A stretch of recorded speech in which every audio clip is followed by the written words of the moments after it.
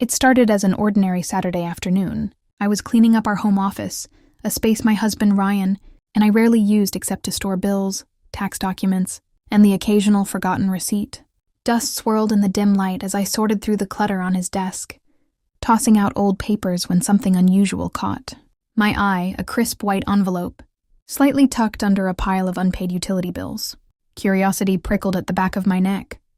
I pulled it out, expecting it to be another bill, maybe a credit card statement we'd overlooked. But when I turned it over, the sender's name stopped me cold.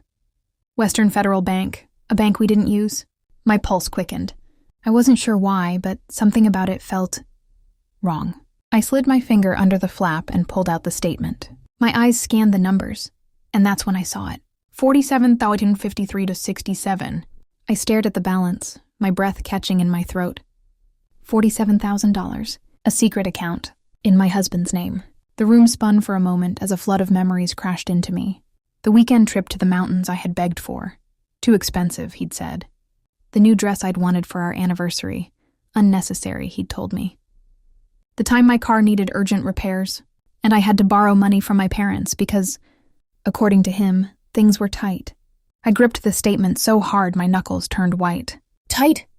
He'd been hoarding money behind my back while making me believe we were struggling. My stomach churned as I checked the transaction history. The deposits were regular. Large sums, transferred in increments over the past 3 years. 3 years of lies. I felt sick.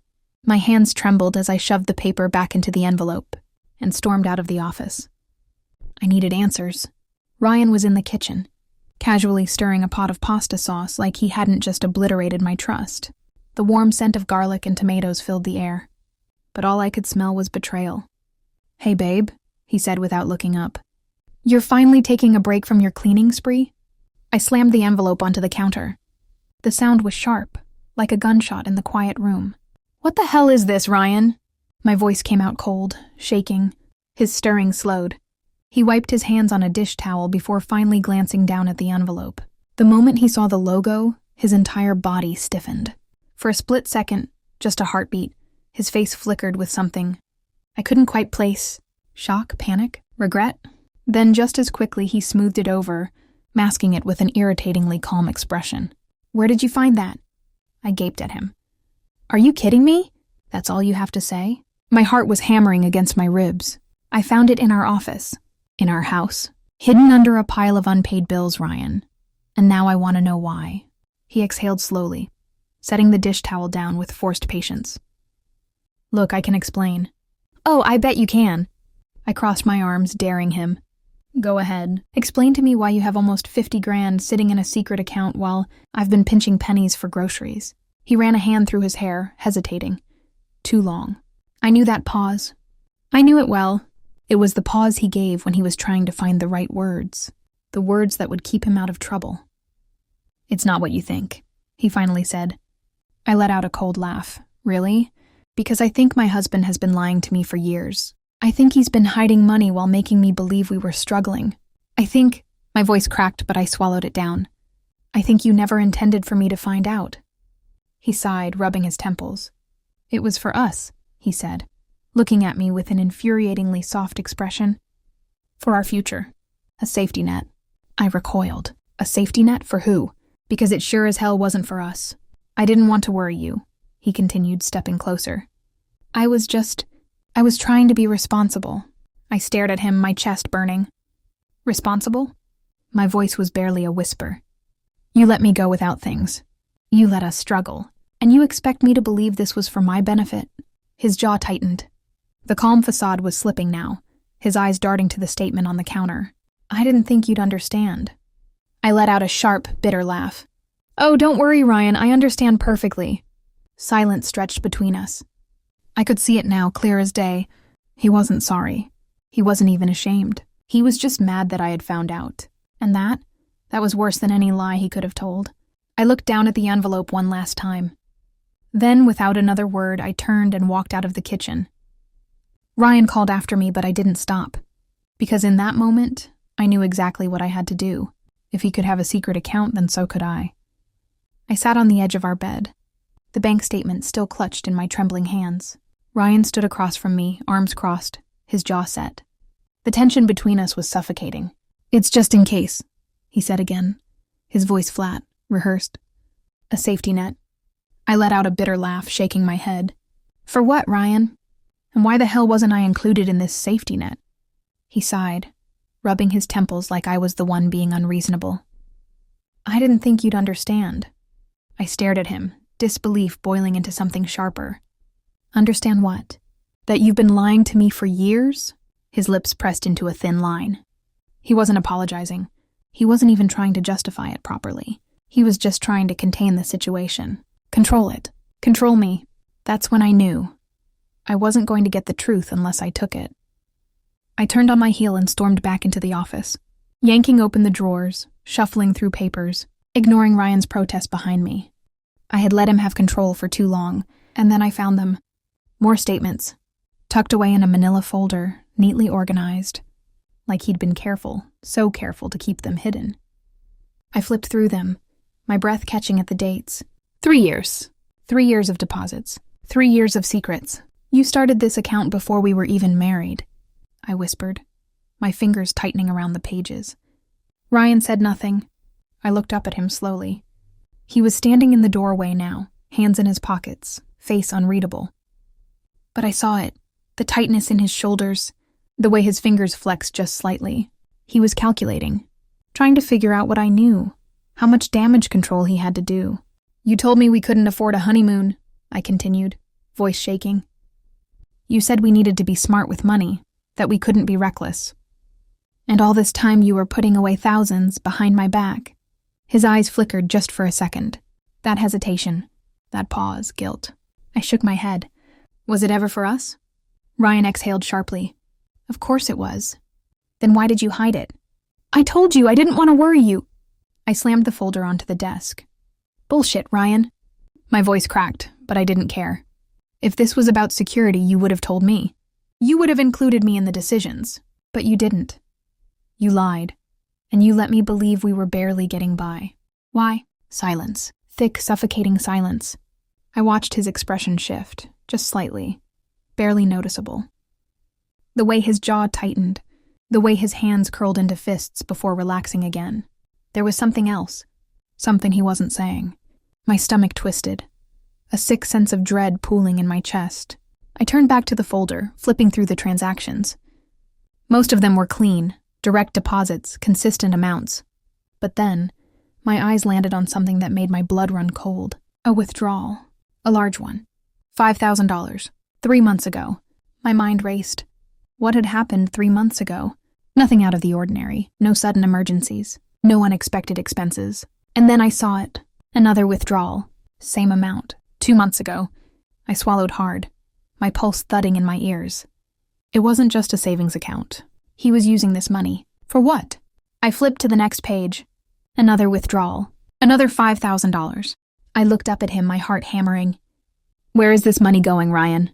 His face remained blank, but his silence was all the confirmation I needed. I took a step toward him. "Are you gambling?" My voice was sharp, demanding. "Are you in debt?" "No." "Then what?" He didn't answer. I let out a shaky breath, my mind spiraling. There were only so many things a man would lie about this much. Gambling, debt, or a pit formed in my stomach. An affair. My hands felt numb as I set the papers down. "Is there someone else?" Ryan's entire body tensed. He didn't answer immediately, and in that tiny, excruciating pause, my world shattered. I let out a hollow laugh, covering my mouth with my hand. "Oh my God." He took a step forward. "It's not what you think." I recoiled. "It's exactly what I think." My voice was raw, shaking. "You've been taking our money and spending it on her, haven't you?" Ryan ran a hand through his hair, exhaling sharply. "It's not—" "Don't lie to me." He hesitated.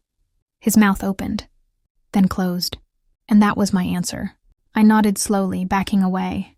My heart was pounding, but my mind was suddenly clear. The lies had unraveled, and I knew exactly what I had to do next. I don't confront Ryan again. I don't scream, cry, or demand explanations, because I already know the truth, and he doesn't deserve my reaction. Instead, I take action. That night, after Ryan falls asleep, I slip out of bed and sit at my desk, my laptop glowing in the darkness. My fingers hover over the keyboard as I take a slow, steady breath. I create my own bank account, a new one, a secret one, just like his. I stare at the screen as the confirmation email pings into my inbox. A new beginning, a quiet rebellion. The first step in taking back everything he tried to keep from me. From that moment on, I start siphoning my half of our shared expenses into it. At first, just a little. 100 here, 200 there, just enough to stay unnoticed. Groceries? I stop pitching in. Bills? I let him cover them. Repairs? I let the leaks drip, the broken drawer stay jammed. He doesn't notice. Not at first. Because men like Ryan, liars, cheaters, manipulators, never think they can be outplayed. Weeks pass, and I watch as he continues living his double life, blissfully unaware that I'm building my escape right under his nose. It starts small. One evening, he complains about how high the electric bill is. "It's weird, isn't it?" he says, rubbing his temple. "Feels like we're spending more than usual." I hum in agreement, taking a slow sip of my wine. Strange. He sighs, muttering something about checking our budget. But he never actually does, because he assumes I'll take care of it. I don't. Instead, I watch. Watch as he barely glances at our joint account. Still so comfortable, so confident in his control over me. I smile to myself. A month in, I start withdrawing cash, keeping it tucked away in an envelope inside my dresser, just in case. I tell myself I'm doing this to protect myself, to make sure I have a way out if I ever need one. But deep down, I know the truth. I want him to feel it, the slow, creeping panic, the weight of uncertainty, the way the walls close in when you realize someone has been taking from you, because I know that feeling. He gave it to me. Now, I'm returning the favor. 2 months in, the cracks start to show. Ryan comes home one evening, tossing his keys onto the counter with more force than necessary. His jaw is tight, his mood sour. "Something wrong?" I ask, feigning concern. He exhales sharply. "Yeah, I just don't get it. My account balance is lower than it should be." I arch a brow, hiding my smirk. "Oh?" "Yeah." He pulls out his phone, scrolling through transactions. "It's weird. I thought we were splitting everything evenly, but it feels like more is coming out of my account than usual." I tilt my head. "Maybe you should check your spending." He looks up at me, eyes narrowing just slightly. "I have checked."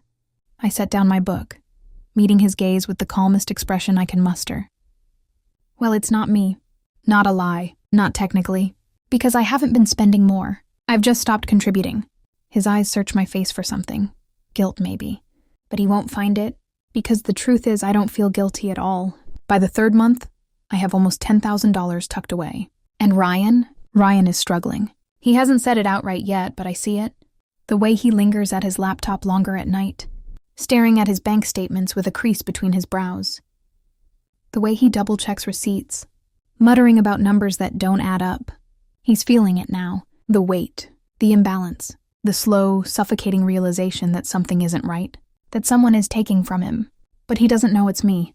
Not yet. And I'm going to enjoy every second of watching him figure it out. At first, it's little things. Ryan sighing when he checks his banking app. A frown when the restaurant bill seems higher than he expected. Pausing before making an online purchase. Something he never used to do. But then, the cracks get bigger. It's a Wednesday evening when he finally says it out loud. "I don't get it," he mutters, scrolling through his phone at the kitchen counter. "We should be fine this month, but the numbers aren't adding up." I casually stir the pasta on the stove, keeping my expression neutral. "What do you mean?" Ryan lets out a frustrated sigh. "I mean, I feel like I'm paying more than usual." I turn off the burner and grab 2 plates, setting them down on the counter. "Well, everything's been getting more expensive. Maybe it's just inflation." He shakes his head. "No, it's not just that. It's like I'm covering more."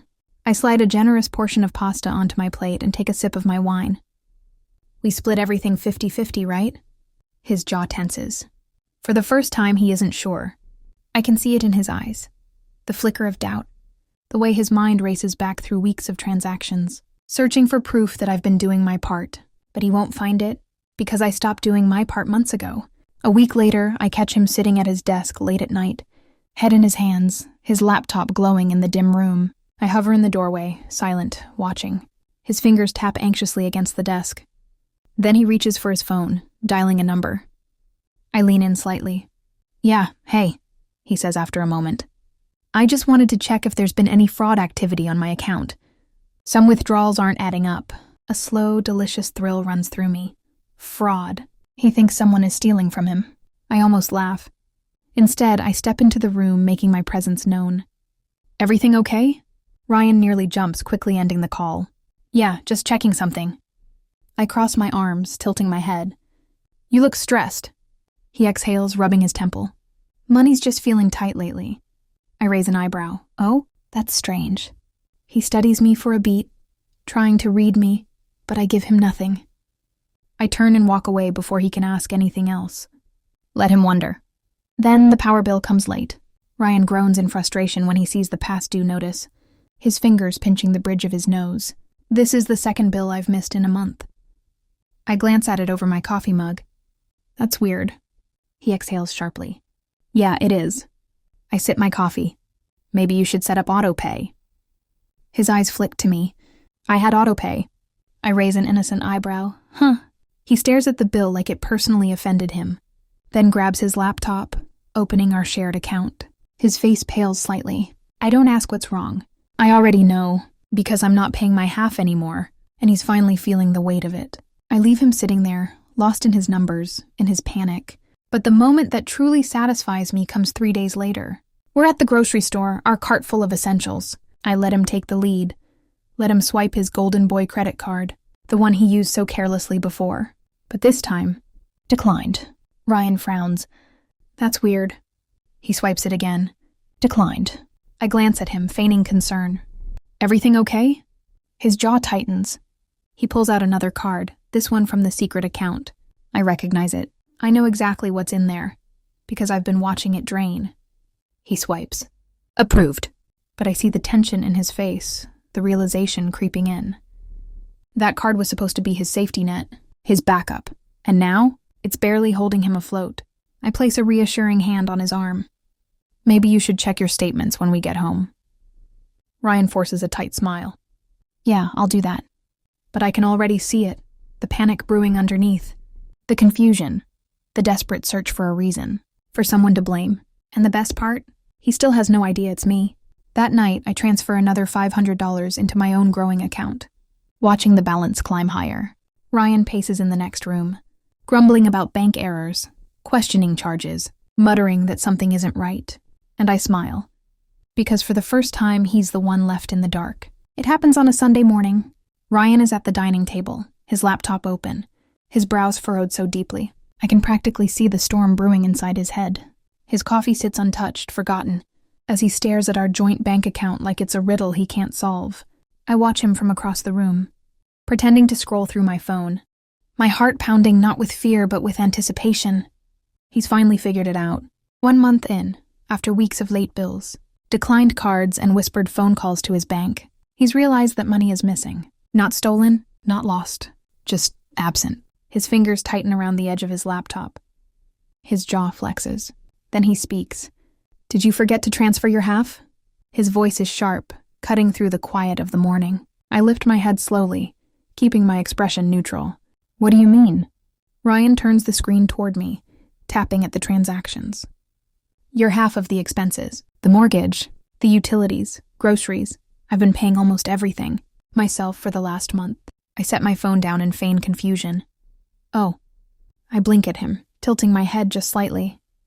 I thought you had it covered. Like you always have. His face changes. I see it. The exact moment realization slams into him like a freight train. His mouth opens, then closes.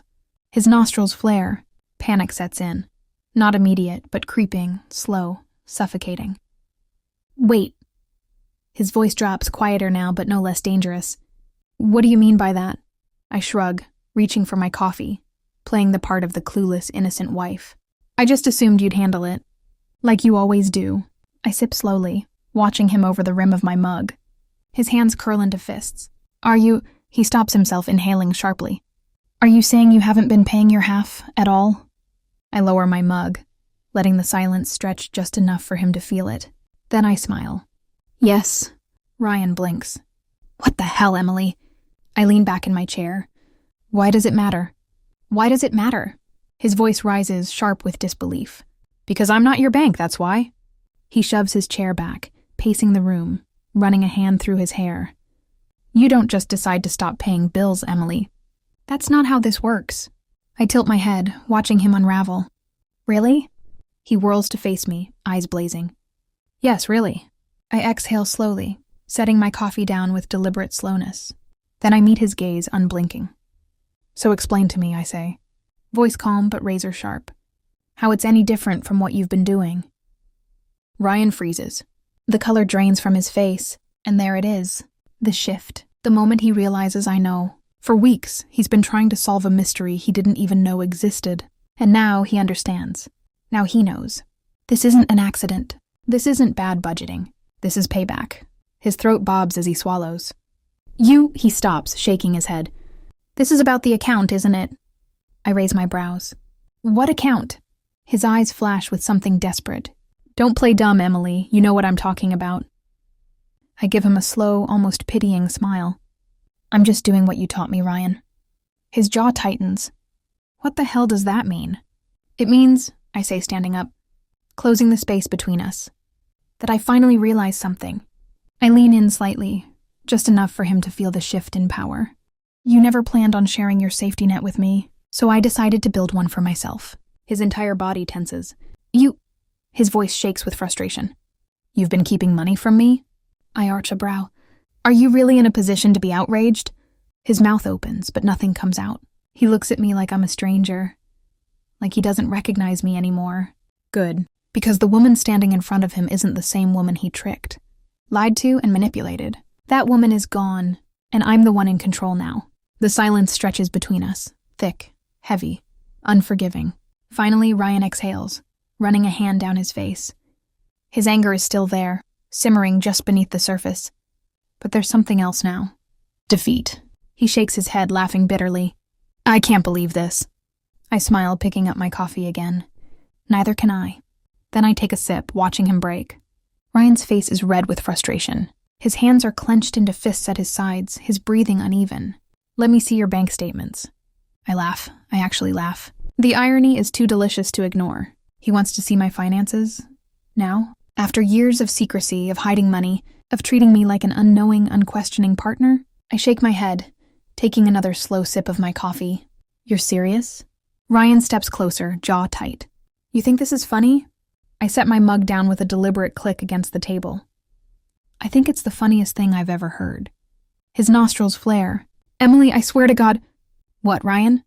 I stand up, meeting him toe to toe, refusing to shrink under his anger. What are you going to do? Demand that I show you my finances? Interrogate me about money I've saved on my own? I let the words hang between us before adding, because if I remember correctly, that's exactly what you did to me. And guess what? You didn't feel the need to explain yourself then. His lips press into a thin line. That's different. I scoff. Of course it is. The tension between us is a living thing, crackling in the space that used to be trust, love, partnership. Now, all that's left is this bitter, broken battlefield where neither of us is willing to back down. I cross my arms. Why do you even care, Ryan? His eyes narrow. Because you've been lying to me.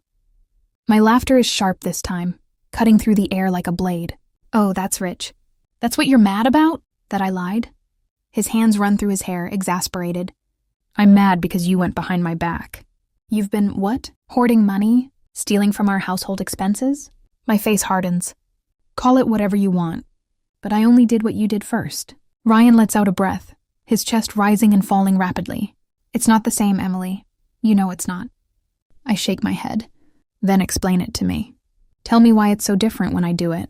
Tell me why your little secret bank account was totally fine, but mine is some kind of betrayal. He hesitates just for a second. And that's when I know. There's something more. Something he's not telling me. I inhale sharply, my fingers curling against my arms. Ryan. My voice is low now, deadly calm. Tell me the truth.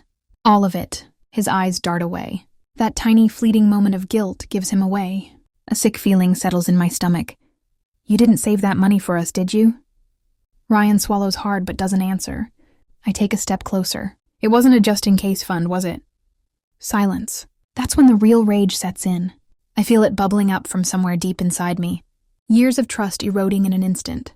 You never planned to share it, I whisper. The realization slicing through me. Ryan's silence is louder than any confession. I shake my head. Jesus, it was always just for you. His jaw tightens. He stops himself, inhaling sharply. I didn't know if things were going to work out. The words hit me like a slap. I take a step back, my vision blurring for a second.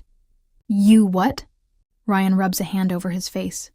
I was being smart, Emily. I was preparing. Just in case. My voice is hollow. Preparing for what exactly? He exhales, looking away. For if our marriage didn't work out, everything inside me shatters. I stare at him, barely breathing. You were planning an escape. Not like that. His voice is quick, defensive. I just wanted to be secure, okay? I didn't want to be stuck with nothing if we fell apart. I finish for him. Ryan doesn't deny it, and that's how I know. This wasn't about us. It was never about us. All those years, every time he told me we were struggling, every time he made me sacrifice, every time he let me believe we were in this together, he had always been preparing to leave. And now he's the one struggling. The power shift is almost poetic. Ryan, the man who once controlled everything, is now standing in front of me, panicked, desperate, realizing for the first time that he's the one sinking. And I'm free. I inhale deeply, my shoulders straightening. Well, I say, my voice eerily calm, at least you have your backup plan. Ryan's face falls, the realization fully hitting him. The money is gone. His secret stash has dwindled, and now I'm the one with the escape plan. He opens his mouth, but I don't wait to hear what he has to say. I turn, walking away, leaving him in the mess he created. Because this time, I'm not cleaning it up. The weight of the truth hangs in the air, thick and suffocating. Ryan stands in the living room motionless, like a man staring at the wreckage of a car crash, knowing he was the one behind the wheel. I let the silence stretch between us, let him sit in it. For once, I'm not the one scrambling, not the one trying to fix things. That's his problem now. I take a deep breath, feeling something inside me settle, resolve. I'm done playing games, Ryan. My voice is steady, colder than I expected. His eyes snap to mine, a flicker of panic behind them. Emily. I hold up a hand, cutting him off. No, you don't get to talk first. Not anymore. He swallows hard, his jaw tightening, but he says nothing. Good. I step forward, my stance firm. Here's how this is going to go. You have two choices. Ryan's breath is uneven, his fingers twitching at his sides. He knows whatever I'm about to say will change everything. I inhale slowly, letting the moment sink in before delivering. The ultimatum that's been building for weeks. Choice one, we fix this. But that means real transparency. No more secrets, no more just-in-case bullshit. Everything on the table. That includes money, expectations, and the fact that you've been preparing to leave. Me while letting me believe we were struggling. Ryan flinches like I physically struck him. Good. Let it hurt. I keep going. If we move forward, it will be as equals. Not as your safety net. Not as someone you manipulate into sacrificing for a future you weren't even fully committed to. My voice is sharp, unwavering. You don't get to hold all the cards anymore. Ryan doesn't speak, doesn't even breathe. I take another step closer, tilting my head. And if you can't handle that, we go with choice two. He blinks, his Adam's apple bobbing as he swallows. Which is? I meet his eyes, unflinching. We go our separate ways. The words land like a hammer between us. The air shifts, crackling with tension. For the first time since this whole thing started, I see fear in his eyes. Ryan's mouth opens, then closes. He looks at me like he doesn't recognize the woman standing in front of him. And maybe he doesn't. Because the Emily he thought he had control over, the one he could lie to, manipulate, plan his exit from without consequence, she's gone. I cross my arms. You don't get to have it both ways. Ryan, you either commit to this marriage for real, or we end it. Silence, thick, suffocating, final. Ryan runs a hand down his face, exhaling shakily. He knows he's out of options, knows he's no longer the one in control. His gaze flickers to me, searching for something, a hint of softness, an opening, a way to weasel back into power. He doesn't find one. The silence between us feels like a countdown to something inevitable. And for once, I'm not the one afraid of what comes next. I don't wait for his response. I don't need to. Ryan stands frozen in the middle of the living room, his mouth slightly open like he wants to say something, like he's searching for the right words to undo this mess. But he's too late. I walk away, back into our bedroom. No, my bedroom now, where my laptop sits on the desk. The screen glows, the cursor blinking on my bank's login page. I type in my credentials and my real account loads. Not the shared one. Not the one Ryan can monitor, control, or manipulate. Mine. The balance stares back at me. A number I never thought I'd see with my own name attached to it. A safety net that's actually mine. Built brick by brick. Lie by lie, betrayal by betrayal. I hover over the final transfer. The last piece of money I had sitting in our joint account. One final. Quiet extraction. My escape plan solidified. Behind me, I hear him move. His footsteps hesitate at the bedroom door. Emily. His voice is hoarse, raw. Please, don't do this. I don't turn around. I don't stop. The mouse clicks. The transfer is done. It's over. I let out a slow breath, finally facing him. He looks wrecked, eyes tired, body tense, like he's just now realizing the depth of his mistake. Like he finally understands that I was never going to keep playing the fool. I can fix this, he says, voice barely above a whisper. We can fix this. I shake my head. No, Ryan. You want to fix your mistake, not our marriage. His throat bobs. That's not true. Isn't it? My voice is calm, but underneath I feel something else. Something sharper, final, because that's what this is, isn't it? The end. I stare at him. And for the first time since this all started, I really see him. Not the man I fell in love with. Not the partner I thought I had. Just a man who spent years making sure he could leave. Me if he wanted. Who never once considered that. I might walk away first. Ryan swallows hard. I was scared. He admits finally. I was scared of losing everything. I give him a small bitter smile. So was I. I close my laptop. The sound is soft, almost insignificant, but to me it's the loudest thing in the room, because it's my answer. Ryan exhales, nodding slightly, like he knew this was coming. Like maybe some part of him was always waiting for the moment. I'd realize my own worth. I grab my phone, my purse, my future, and I head toward the door. Ryan doesn't try to stop me, because deep down he knows he already lost me.